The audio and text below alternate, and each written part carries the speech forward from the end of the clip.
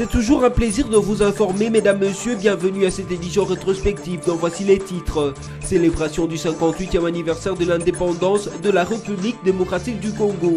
C'est le 30 juin 1960 que le pays de Lumumba a accédé à la souveraineté nationale et internationale, signe de maturité accrue. La semaine finissante a aussi été marquée par la convocation de l'électorat. La Commission électorale nationale indépendante a procédé à l'ouverture officielle des bureaux de réception et des traitements de candidatures pour les élections provinciales qui se poursuivent jusqu'au 8 juillet prochain. Enfin, la 58e année d'indépendance de la RDC a été célébrée avec faste à Bunia dans la province de l'Ituri. L'artiste musicien Yamamakanda Wiranson a livré des concerts dans cette ville qui a renoué avec la paix grâce aux efforts consentis par le chef de l'État, Joseph Kabila Kabange. 30 juin 1960, 30 juin 2018, cela fait 58 ans jour pour jour que la République démocratique du Congo a accédé à la souveraineté nationale et internationale. 58 ans d'âge et symbole des maturités accrues, le Congolais se souviennent et fêtent ce jour où leurs ancêtres se sont officiellement défaits des chaînes coloniales. C'est aussi l'occasion pour les Congolais des différents horizons de faire un bilan et de projeter l'avenir avec espoir. Il y a 58 ans, la gérance de ces pays a été à la main des hommes, mais on n'a pas vu l'avancement par rapport à cela. Mais aussi lorsque je me dirige par rapport aux objectifs du millénaire, les ODD, on apprenait qu'on ait égalité des sexes entre hommes et femmes. Alors pour moi, j'aimerais que 58 ans, que les hommes se mettent, ou les politiciens, je parle en termes clairs, que les hommes politiques aient conscience qu'il y ait accès des femmes au niveau du Parlement. On doit faire une évaluation par rapport à l'état de l'avancement de notre pays. Et en faisant cette évaluation, on doit tenir compte de l'implication de deux genres. Mais on se rend compte que depuis 58 ans, les femmes demeurent absentes ou encore moins présentes, surtout dans les instances de prise de décision. Et je crois que c'est ce qui rend le bilan du développement de notre pays sombre. Premièrement, d'abord, je suis fier d'être congolais. Après 58 ans de l'indépendance de notre pays, pour moi, je suis vraiment ravi. Vraiment, moi, ce que je dois demander à notre autorité, de faire améliorer vraiment sur la vie politique et la vie sociale de notre pays. Moi, personnellement, je parle vraiment avec un cœur qui saigne parce que nous avons 58 ans de l'indépendance, mais aucune femme aille à avoir un poste là qui peut faire aller de l'avant notre pays. Nous voyons toujours des présidents qui sont des hommes, mais je me dis qu'une fois qu'une femme s'élève, il y aura vraiment un changement radical dans notre pays. Oui, parce que il y a encore de ces compatriotes qui croient au Congo et qui se battent pour arriver dans tout le domaine. Et non, parce que Lumumba avait une idée, il avait une vision que nous n'avons. C'est vrai, en son temps, son idée avait une limite et nous n'avons pas exploité différemment son idée. Nous n'avons pas apporté une valeur ajoutée à la lutte de Lumumba. Donc nous sommes comme stagnés sur un même point. L'ambiance de la célébration du 58e anniversaire de l'indépendance de la République démocratique du Congo sera au Zénith à Bunia, chef-lieu de la province de l'Ituri. La ville qui a renoué avec la paix grâce aux efforts du chef de l'État Joseph Kabila Kabange vient d'accueillir le jeudi 28 juin 2018 l'artiste musicien Yamamakanda Wiranson. Comme dans ses habitudes, l'artiste a eu droit à un accueil chaleureux lui réservé par la population iturienne. Son arrivée à Bunia s'inscrit dans le cadre de la fête de l'indépendance. L'artiste va livrer 2 concerts, le premier ce vendredi 29 juin et le second le 30 juin 2018.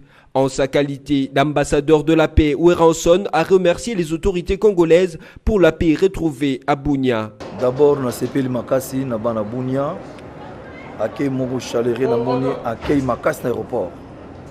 Vraiment, il a unité, amour. Auto apportaka biso ba congolais l'esprit moko tozaka nango pour lelo soki cohésion ezate pesate moyen to s'exprimer ezate en tant qu'ambassadeur de la paix, je remercie vraiment l'effort au gouvernement et sali au été paix et côté na Katianga.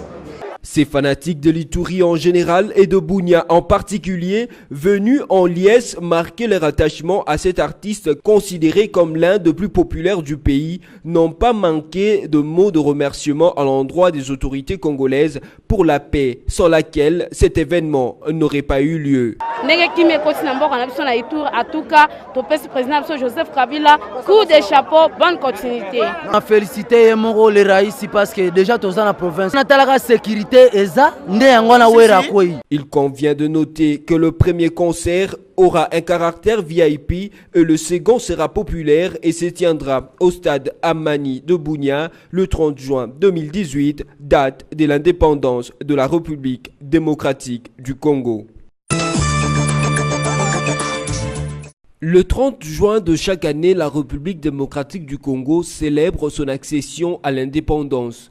Pour cette année 2018, le pays de Joseph Kabila Kabange a totalisé 58 ans depuis qu'il a acquis la souveraineté nationale et internationale. Comme cela est d'accoutumé, différentes manifestations sont organisées à travers l'étendue du territoire national pour marquer cette journée. Les défilés militaires en premier, puis celui des forces vives de la nation. En prévision de cette journée du 30 juin, les défilés prévus pour commémorer le 58e anniversaire de l'indépendance de la RDC a été annulé. Il a cependant été remplacé par une marche militaire et des activités sportives que ceux derniers vont organiser selon un communiqué signé par le général Amici Kumba Gabriel, commandant de la défense et coordonnateur de manifestation du 30 juin 2018. À en croire le même communiqué, le président de la commission logistique de la coordination est chargé de prendre toutes les dispositions quant à ce. Lutte contre l'insalubrité à Kinshasa, la présidence à la rescousse de l'hôtel de ville. Le directeur du cabinet du chef de l'État, Joseph Kabila Kabange, le professeur Némi Mouilania, en compagnie du gouverneur de la ville de Kinshasa, André Kimbuta Yango, sont descendus sur terrain lundi 25 juin pour s'assurer non seulement du bon déroulement des travaux de l'assainissement de la ville de Kinshasa, mais également pour se faire une idée de ce qui doit être fait afin de maintenir la salubrité dans la première ville du pays. La ronde d'inspection a commencé à la place des évolués au monument de la réinsertion de l'enfant en rupture familiale situé dans la commune de la Gombe. Elle est passée par la première rue et la 5e dans la commune de Limité, ainsi que par l'avenue des Poids Lourds dans les quartiers Kingabois dans la même commune. Cette ronde a eu son point de chute dans les communes d'Ingili et Massina. Là, les deux personnalités ont donné des instructions aux différents services commis à l'assainissement de la ville afin de veiller à leur propreté. Se confiant à la presse, Némi Mouilania a in extenso donné l'objectif de cette ronde. Son Excellence, Monsieur le Président de la République, à des moments critiques, il a toujours soutenu le gouverneur de la ville. Chaque fois que le chef de l'État vient à la rescousse du gouverneur, c'est parce que le gouverneur ne gère pas que sa ville ou ne gère pas que sa province. Il gère aussi les sièges des institutions. De son côté, le gouverneur Kimbuta s'est adressé aux populations de Massina et leur a exprimé sa joie pour ce soutien de la présidence. Je dois d'abord rappeler une chose.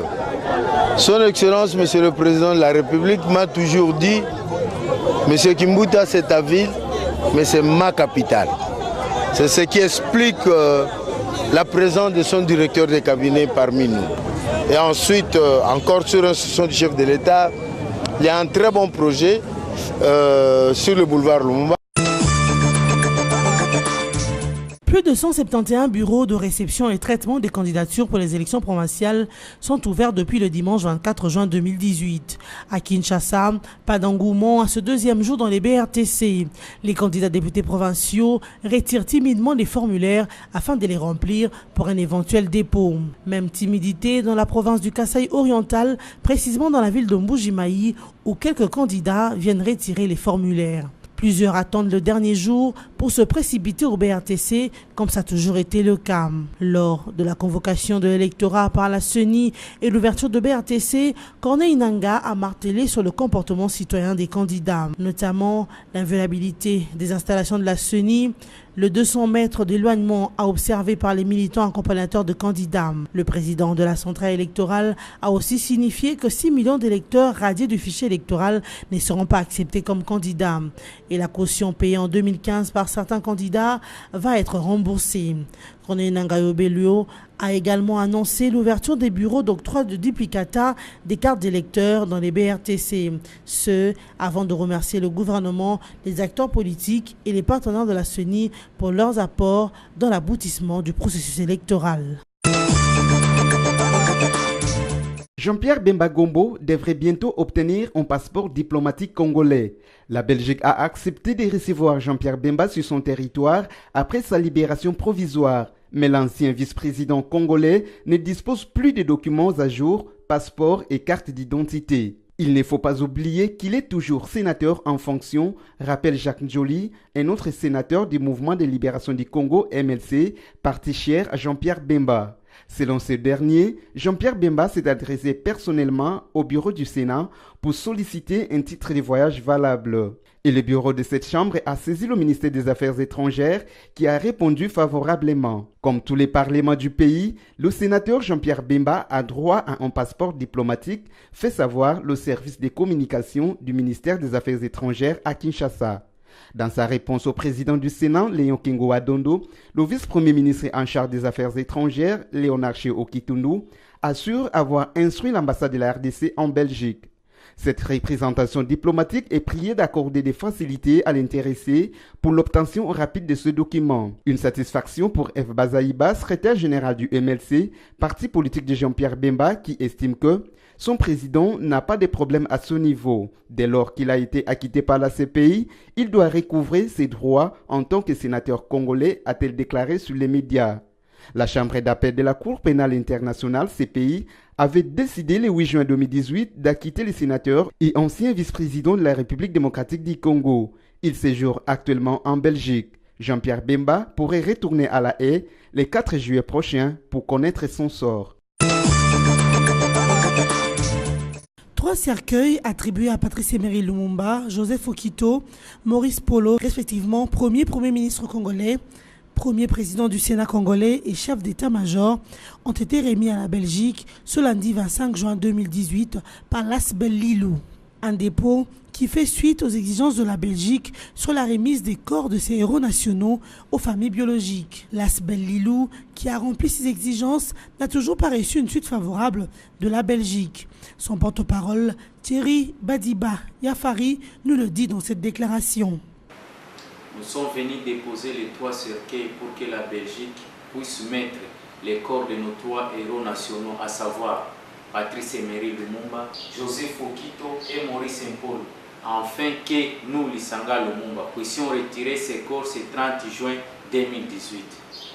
Nous avons répondu favorablement aux exigences belges, notamment la présentation des 3 familles biologiques et de nos 3 héros devant la presse nationale.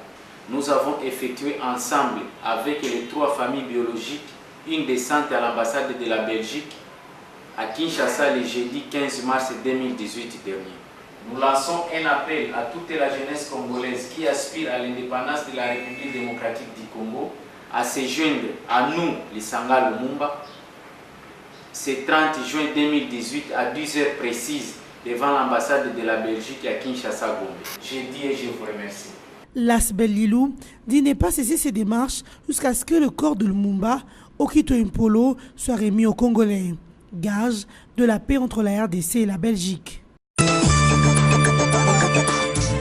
Affaire mercenaire de Katumbi, c'est ce mercredi 27 juin 2018 que la Cour suprême de justice, faisant office de cour de cassation, a ouvert l'audience.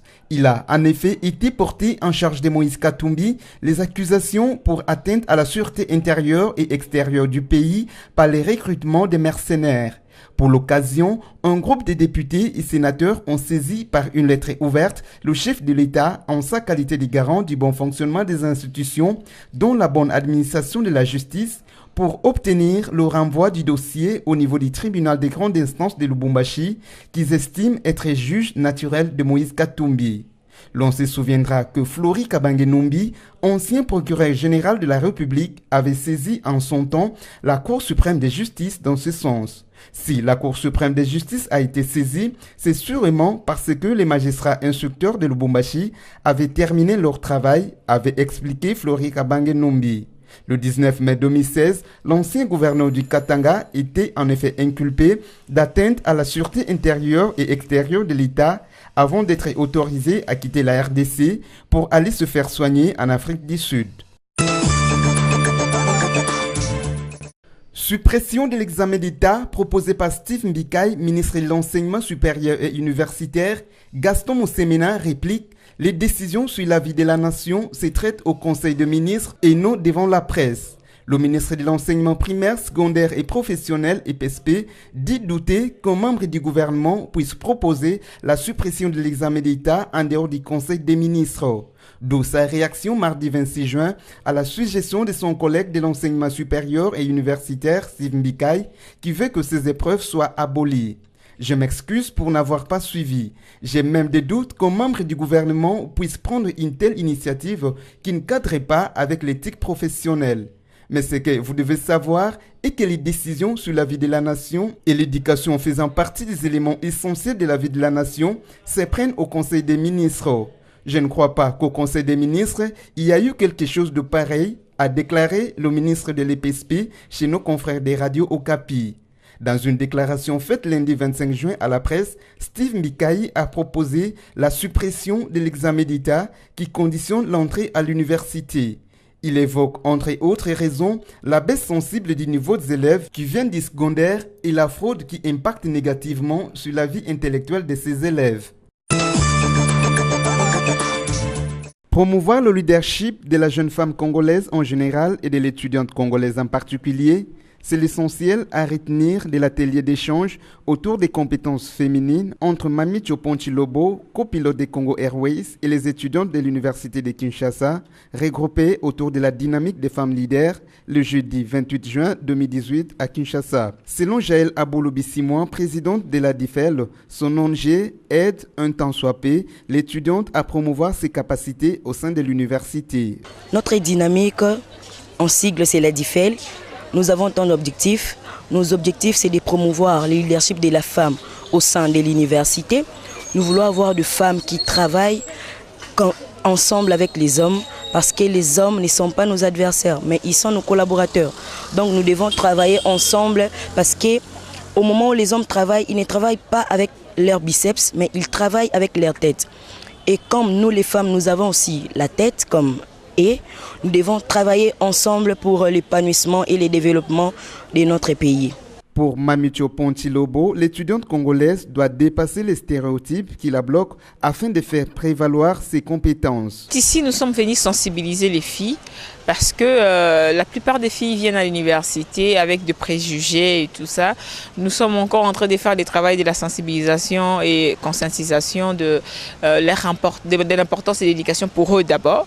Et après, nous allons faire le reste, quoi. Il y a beaucoup à faire, il faut sensibiliser, orienter et par moments faire des plaidoyers pour ces filles. Les filles sont très timides, ce que j'ai remarqué. Elles sont très timides parce qu'elles sont là comme pas par passion. Donc je n'ai pas vu beaucoup de passion dans les filles. Et ça, c'est dû aux stéréotypes. Elles sont stéréotypées dans la société, et spécialement ici à l'UNIKIN. Les filles, elles n'ont pas vraiment droit à la parole. Vous avez vu beaucoup plus d'interventions d'hommes que de femmes dans la salle. C'est au fait les stéréotypes qui suivent. Elles ont encore cette culture-là des femmes au foyer. La femme, c'est le mariage, ce qui n'est pas mauvais, mais elles n'ont pas encore compris pourquoi elles sont ici. Voilà le travail que nous allons faire, c'est cette conscientisation et l'éveil de conscience. La dynamique des femmes leaders lutte contre les antivaleurs des jeunes filles étudiantes au sein de l'université de Kinshasa, UNIKIN. Vernissage du livre Le régime juridique des aéroports à vocation commerciale, contribution à la théorie du droit économique aérien du professeur Oupio Kakurawa Paul, le vendredi 22 juin 2018 au campus Fleuve Congo Hotel. Édité par le groupe Larcier de Belgique, cet ouvrage de 489 pages propose un nouveau modèle de gestion aéroportuaire tenant compte de la concurrence présente dans ces secteurs. Rédigé dans un style simple, clair et limpide, de telle sorte qu'un non-juriste le comprenne, le livre du professeur Kakurawa Paul analyse et cogite sur comment une institution aéroportuaire congolaise peut être rentable. Dans cet exercice, le professeur Oupio Kakura a réfléchi juridiquement sur les faits des terrains dans le but de mettre en place une législation propre capable de faire des aéroports congolais des institutions libres qui contribueront, de par leurs différents services, à l'accroissement du trésor public. Il faut noter que plusieurs autorités et personnalités ont pris part à ce vernissage, notamment le professeur Bongeli, PCA de la Régie de voies aériennes, BSICU, ambassadeur honoraire de la RDC en Angola et tant d'autres. Si vous nous avez pris en cours des diffusions, voici l'essentiel des titres. Célébration du 58e anniversaire de l'indépendance de la République démocratique du Congo. C'est le 30 juin 1960 que le pays de Lumumba a accédé à la souveraineté nationale et internationale, signe de maturité accrue. La semaine finissante a aussi été marquée par la convocation de l'électorat. La Commission électorale nationale indépendante a procédé à l'ouverture officielle des bureaux de réception et de traitement de candidatures pour les élections provinciales qui se poursuit jusqu'au 8 juillet prochain. Enfin, la 58e année d'indépendance de la RDC a été célébrée avec faste à Bunia dans la province d'Elituri. L'artiste musicien Diamamakanda Wiranson a livré des concerts dans cette ville qui a renoué avec la paix grâce aux efforts consentis par le chef de l'État, Joseph Kabila Kabange. Ainsi prend fin cette édition rétrospective. Merci à vous de l'avoir suivi et bon week-end chez vous.